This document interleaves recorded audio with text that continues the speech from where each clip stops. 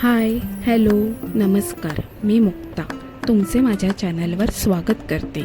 आज आपण बनवणार आहोत अस्सल गावरान आणि तरीदार डाळ कांदा रस्सा.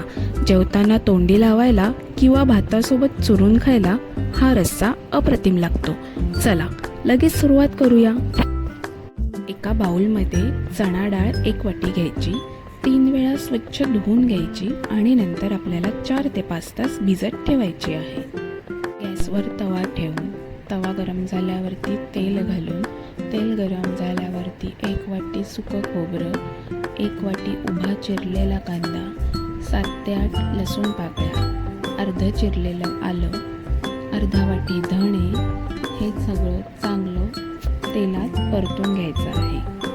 कांदा खोबरं लालसर होईपर्यंत आपल्याला परतून घ्यायचं आहे.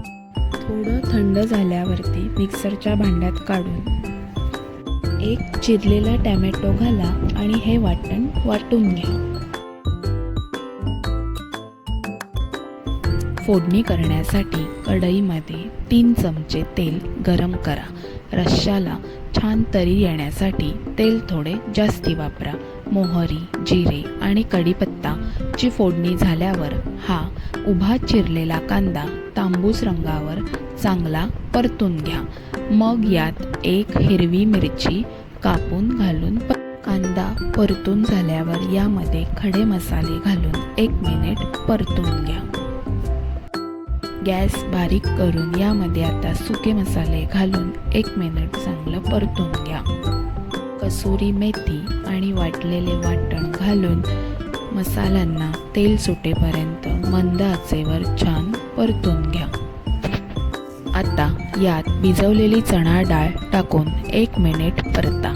आणि आता सर्वात महत्त्वाची टीप, यात अंदाजे 2 कप कडकडीत गरम पाणी घाला. गरम पाण्यामुळे मसाल्याची तरी मस्त वर येते. चवीनुसार मीठ घाला आणि मंद आचेवर झाकण ठेवून डाळ शिजवू घ्या. वाव, तुम्ही बघू शकता भाजीला काय मस्त तरी आली आहे आणि सुगंध तर घरभर सुटलाय. डाळ मऊ शिजली आहे. वरून कोथिंबीर घाला आणि गरमागरम रस्सा डाळ कांदा ज्वारीच्या भाकरीसोबत किंवा भातासोबत सर्व करा. रेसिपी आवडली तर चॅनलला लाईक आणि सबस्क्राईब नक्की करा.